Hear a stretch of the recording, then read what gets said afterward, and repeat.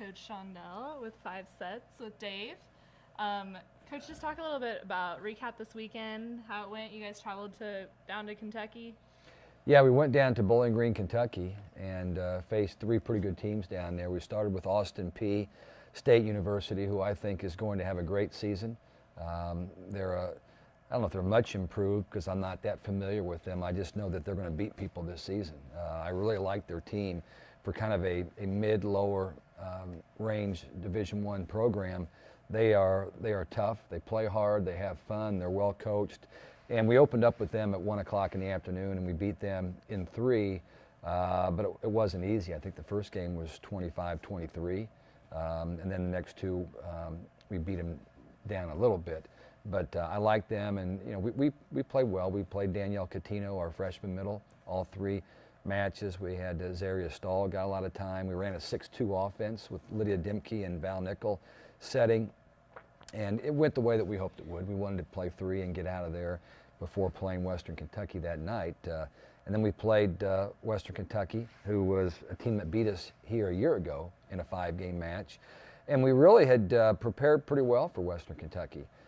But they just played a terrific match against us. The difference, and people are asking me, how did you lose to Western Kentucky? Well, number one, Western Kentucky is very good.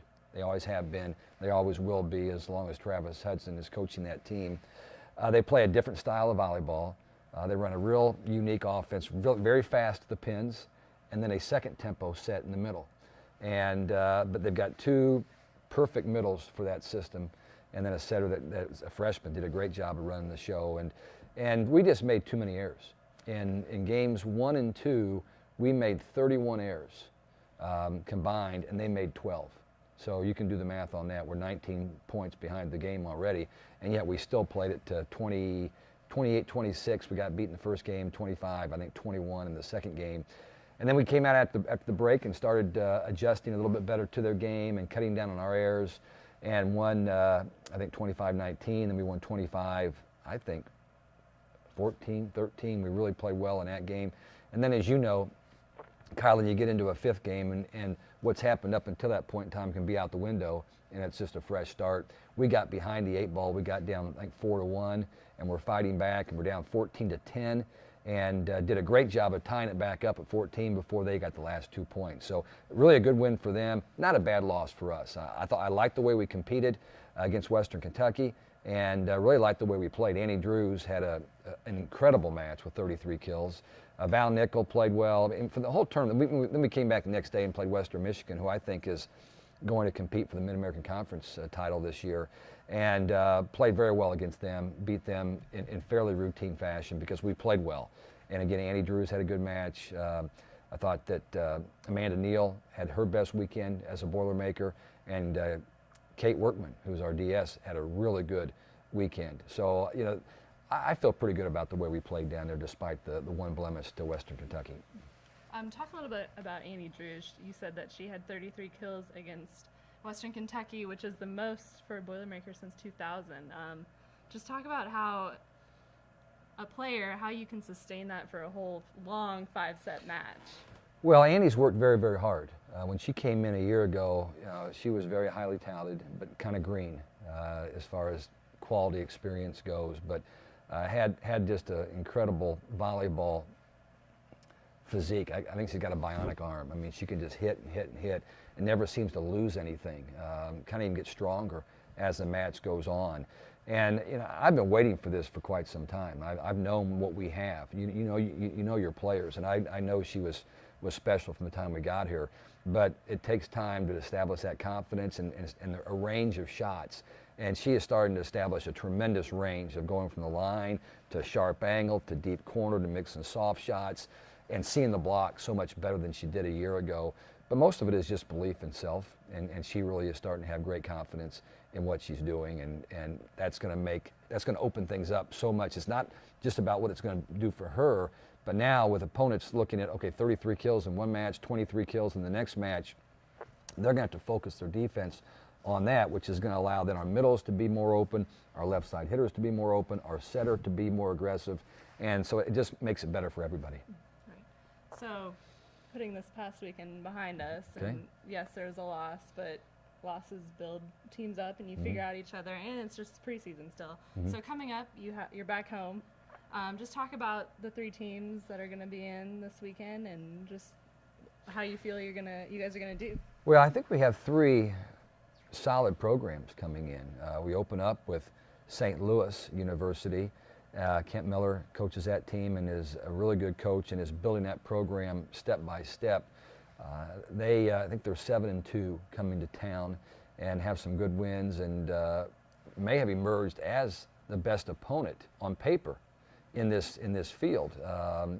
So we're going to pay a lot more attention to them than what we might have, had we played these teams last year, because they've really gotten a lot better, and we're going to have a tremendous amount of preparation time on them. And then that night we play Morehead State. Morehead State was an NCAA tournament team a year ago, lost a good match to Illinois at Illinois. This year they're not having quite as much success. They just lost a couple, 3 players, but they haven't quite put it together yet. So we're hoping that doesn't happen on our floor on Friday night. And then a big match on Saturday with Notre Dame. Anytime Purdue and Notre Dame get together, there's a lot of interest in that. It's a great rivalry. Notre Dame has a great volleyball program, rich in tradition. We don't play them a lot. We played them last year. We beat them in 5 in South Bend. So we're playing that match in Mackey Arena.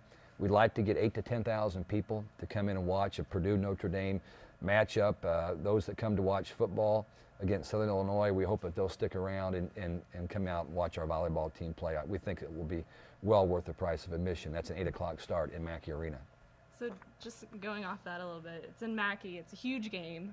Just talk about how much it helps the flow of the game for the players. If there's students that are cheering, the band who's been awesome. Right. Just talk about that experience. Well, every time that we've played in Mackey Arena, the crowds have been great. I don't think we've played in front of less than 3,000 people. We've played up to almost 11,000 people in that gym, and we've had really good success when we play there. But when you leave the Boiler Box and go to Mackey, you're leaving an environment that is ideal for your team to go to a bigger venue to allow more people to come in and watch. And if you don't get more people to come in and watch, you lose that home court advantage. So we need just a huge throng of Boiler Nation to show up and support this team. And like I said, they're not going to be disappointed with our volleyball team. I mean, it's a great group of young people that represent Purdue in magnificent fashion. And if you haven't been to a volleyball match, there's no better time than to come at Mackey and watch Purdue play Notre Dame. Yeah, for sure. And playing in Mackey, I've seen the hashtag #PackMackey, and you're big on Twitter. You have been big on Twitter. Yeah. Just talk about, do you think that influences recruits, or are you trying to just get the general public out there to know? My role with Twitter, I think that number one, it allows a program that doesn't get a lot of instant recognition in local papers or faraway papers or anything else. We're still not a sport like some that you read about a lot in the paper. And so it's our way now with social media to do your own networking and do your own advertising or whatever you want, promotion.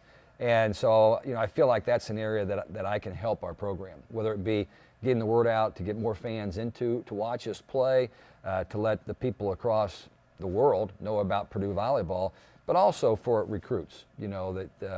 It's funny that there are a lot of recruits that they want to know about what's going on with these different programs, and it's just an avenue for us to get people more involved and more knowledgeable about what's happening with Purdue. If we weren't very good, I wouldn't be on Twitter a lot, okay? But we're pretty good, and I think we're getting better. And I really like the young people that we have on our team and the direction that this program is going, so we want to spread the word. For sure. Yeah. Well, Coach, thank you for joining us. Was that 5? Today. That was 5. Okay, thank you very much. Do you want to do another? No, it's okay. I think we're good. Just want everybody to come out and watch us play this weekend. For sure. Yeah. So make sure you come out this weekend. It will be a great show because it's really fun to watch, and volleyball is awesome. I am biased. I played volleyball, but you guys are awesome to watch and just a great group of people to be around with. So well, thank you. Appreciate your first show here. Kylan did a great job. Yeah. Thank you for having me, and thanks for joining us. You're welcome.